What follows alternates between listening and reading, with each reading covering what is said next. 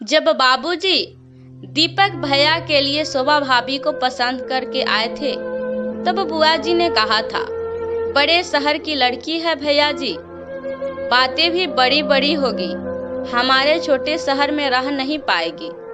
तब बाबूजी ने मुस्कुराकर कहा था, दीदी मुझे लड़की की सादगी भाग गई, देखना वह हमारे परिवार में खुशी खुशी अपनी जगह बना लेगी।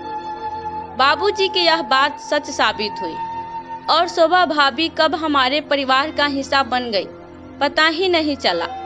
भाभी हमारे परिवार की जान थी, उनके बिना त्योहार विवाह आदि फीके लगते थे। भैया सदैव काम में व्यस्त रहते थे, इसलिए घर के काम के साथ साथ घर के बाहर के काम जैसे बिजली का बिल जमा करना, बाबूजी की दवा आदि लाना सब भाभी ही किया करती थी। माँ के देहांत के बाद उन्होंने मुझे कभी माँ की कमी महसूस नहीं होने दी। इसी बीच राहुल के जन्म ने घर में खुशियाँ का माहौल बना दिया। सारा दिन बाबूजी उसी के साथ खेलते रहते। मेरे दोनों बच्चे अपनी मामी के इस नन्हे तोहफे से बेहद खुश थे। वे स्कूल से आते ही राहुल से मिलने की जिद करते थे। मैं जब भी अपने पति दिनेश के साथ अपने मायके जाती तो भाभी न दिन देखती न रात, बस सेवा में लग जाती। इतना लाड तो माँ भी नहीं करती थी। एक दिन बाबूजी का फोन आया और उन्होंने कहा, शालिनी दिनेश को लेकर फौरन चली आ बेटी, शोभा को तेरी जरूरत है। मैंने तुरंत दिनेश को दुकान से बुलवाया और हम दोनों घर के लिए निकल पड़े। मैं सारा रास्ता परेशान थी कि आखिर बाबूजी ने इस समय हमें क्यों बुलाया और भाभी को मेरी जरूरत है, ऐसा क्यों कहा। मन में सवाल लेकर जैसे ही घर पहुंची तो देखा कि बाहर टैक्सी खड़ी थी और दरवाजे पर 2 बड़े सूटकेस रखे थे। कुछ समझ नहीं आया कि क्या हो रहा है अंदर। जाते ही देखा कि बाबूजी परेशान बैठे थे और भाभी चुपचाप मूर्ति बनकर खड़ी थी। भैया गुस्से में आए और बोले, उफ, तो अब अपनी वकालत के लिए शोभा ने आप लोगों को बुला लिया। भैया के ये बोल दिल में तीर की तरह लगे। तभी दिनेश बोले, क्या हुआ भैया, आप सब इतने परेशान क्यों हैं? इतना सुनते ही भाभी फूट फूट कर रोने लगी। भैया ने गुस्से में कहा, कुछ नहीं दिनेश, मैंने अपने जीवन में एक महत्वपूर्ण फैसला लिया है जिससे बाबूजी सहमत नहीं है। मैं विदेश जाना चाहता हूँ। वहाँ बहुत अच्छी नौकरी मिल रही है, रहने को मकान और गाड़ी भी। ये तो बहुत अच्छी बात है भैया, दिनेश ने कहा। दिनेश कुछ और कह पाते, तभी भैया बोले, मेरी बात अभी पूरी नहीं हुई दिनेश। मैं अब अपना जीवन अपनी पसंद से जीना चाहता हूँ, अपनी पसंद के जीवन साथी के साथ। यह सुनते ही मैं और दिनेश हैरानी से भैया को देखने लगे। भैया ऐसा सोच भी कैसे सकते थे। भैया अपने दफ्तर में काम करने वाली नीला के साथ घर बसाना चाहते थे। शोभा मेरी पसंद कभी थी ही नहीं। बाबूजी के डर के कारण मुझे यह विवाह करना पड़ा, परंतु कब तक मैं इनकी खुशी के लिए अपनी इच्छा दबाता रहूंगा। मैं बाबूजी के पैरों पर गिरकर रोती हुई बोली, बाबूजी आप भैया से कुछ कहते क्यों नहीं?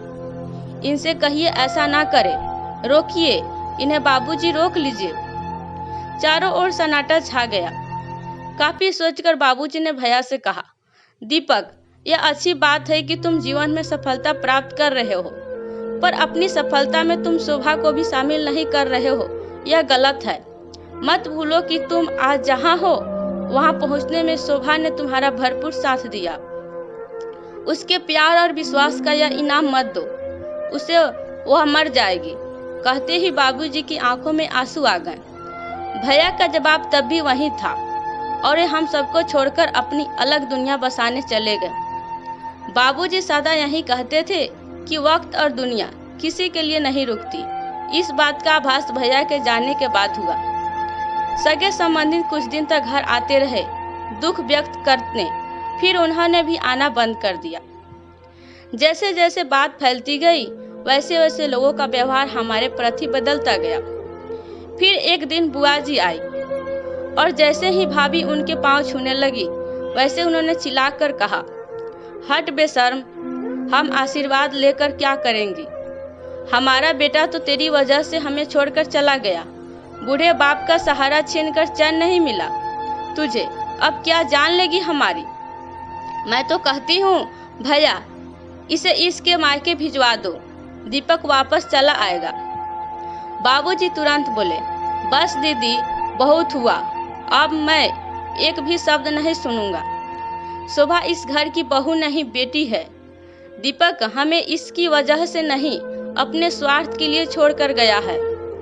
मैं इसे कहीं नहीं भेजूंगा, यह मेरी बेटी है और मेरे पास ही रहेगी। बुआ जी ने फिर कहा, कहना बहुत आसान है भैया जी, पर जवान बहू और छोटे से पोते को कब तक अपने पास रखोगे? आप तो कुछ कमाते भी नहीं, फिर इन्हें कैसे पालोगे? मेरी सलाह मानो, इन दोनों को वापस भिजवा दो। क्या पता शोभा में ऐसा क्या दोष है जो दीपक इसे अपने साथ रखना ही नहीं चाहता। यह सुनते ही बाबूजी को गुस्सा आ गया और उन्होंने बुआ जी को अपने घर से चले जाने को कहा। बुआ जी तो चली गई, पर उनकी कही बात बाबूजी को चैन से बैठने नहीं दे रही थी। उन्होंने भाभी को अपने पास बैठाया और कहा, बस शोभा, अब रोकर अपने आगे वाले जीवन को नहीं जी सकती। तुझे बहादुर बनना पड़ेगा बेटा, अपने लिए, अपने बच्चे के लिए तुझे इस समाज से लड़ना पड़ेगा। तेरी कोई गलती नहीं है, दीपक के हिस्से तेरी जैसी सुशील लड़की का प्यार नहीं है। तू चिंता ना कर बेटा, मैं हूं ना तेरे साथ और हमेशा रहूंगा। वक्त के साथ भाभी ने अपने आप को संभाल लिया। उन्होंने कॉलेज में नौकरी ली और शाम को घर पर भी बच्चे को पढ़ाने लगी। समाज की उंगलियां भाभी पर उठती रही, पर उन्होंने फैसला नहीं छोड़ा। राहुल का स्कूल में डालती वक्त थोड़ी परेशानी हुई, पर भाभी ने सब कुछ संभालते हुए सारे घर की जिम्मेदारी अपने कंधों पर उठा ली। भाभी ने साबित कर दिया कि अगर औरत ठान ले तो वो अकेले पूरे समाज से लड़ सकती है। इस बीच भैया की कोई खबर नहीं आई। उन्होंने कभी अपने परिवार की खोज खबर नहीं ली। सालों बीत गए, भाभी अकेली परिवार चलाती रही, पर भैया की ओर से कोई मदद नहीं आई। एक दिन भाभी का कॉलेज से फोन आया, दीदी घर पर ही हो ना? शाम को आपसे कुछ बातें करनी है। हाँ भाभी, मैं घर पर ही हूँ, आप आ जाओ। शाम 6 बजे भाभी मेरे घर पहुंची। थोड़ी परेशान लग रही थी। चाय पीने के बाद मैंने उनसे पूछा, क्या बात है भाभी, कुछ परेशान लग रही हो? घर पर सब ठीक है? थोड़ा हिचकते हुई भाभी बोली, दीदी आपके भैया का खत आया है। मैं अपने कानों पर विश्वास नहीं कर पा रही थी। बोली, इतने सालों बाद याद आई उनको अपने परिवार की, या फिर नई बीबी ने बाहर निकाल दिया उनको? ऐसा ना कहो दीदी, आखिर वे आपके भाई हैं। भाभी की बात सुनकर एहसास हुआ कि आज भी भाभी के दिल के किसी कोने में भैया है। मैंने आगे बढ़कर पूछा, भाभी क्या लिखा है भैया ने? भाभी थोड़ा सोचकर बोली, दीदी वे चाहते हैं कि बाबूजी मकान बेचकर उनके साथ चलकर विदेश में रहे। क्या कहा? बाबूजी मकान बेच दे? भाभी, बाबूजी ऐसा कभी नहीं करेंगे, और अगर वे ऐसा करना भी चाहेंगे तो मैं उन्हें कभी ऐसा नहीं करने दूंगी। भाभी आप जवाब दे दीजिएगा कि ऐसा कभी नहीं होगा। यह मकान बाबूजी के लिए सब कुछ है, मैं उसे कभी बिकने नहीं दूंगी। वह मकान आपका और राहुल का सहारा है। भैया का एहसास है कि अगर वह मकान नहीं होगा तो आप लोग कहाँ जाएंगे। आपके बारे में तो नहीं, पर राहुल के बारे में तो सोचते, आखिर वह उनका बेटा है। मेरी बातें सुनकर भाभी चुप हो गई और गंभीरता से कुछ सोचने लगी। उन्होंने यह बात अभी बाबूजी से छिपा रखी थी। हमें समझ नहीं आ रहा था कि अब क्या करें। तभी दिनेश आ गए और हमें परेशान देखकर सारी बात पूछी। बात सुनकर दिनेश ने भाभी से कहा, भाभी आपको यह बात बाबूजी को बता देनी चाहिए। दीपक भैया के इरादे कुछ ठीक नहीं लग रहे। यह सुनते ही भाभी डर गई। फिर हम तीनों तुरंत घर के लिए निकल पड़े। घर जाकर भाभी ने सारी बात विस्तार से बाबूजी को बता दी। बाबूजी कुछ विचार न करने लगे। उनके चेहरे से लग रहा था कि भैया ऐसा करेंगे। उन्हें इस बात की उम्मीद थी। उन्होंने दिनेश से पूछा, दिनेश तुम बताओ कि हमें क्या करना चाहिए। दिनेश ने कहा, दीपक आपके बेटे हैं, जो जाहिर सी बात है कि इस मकान पर उनका अधिकार बनता है।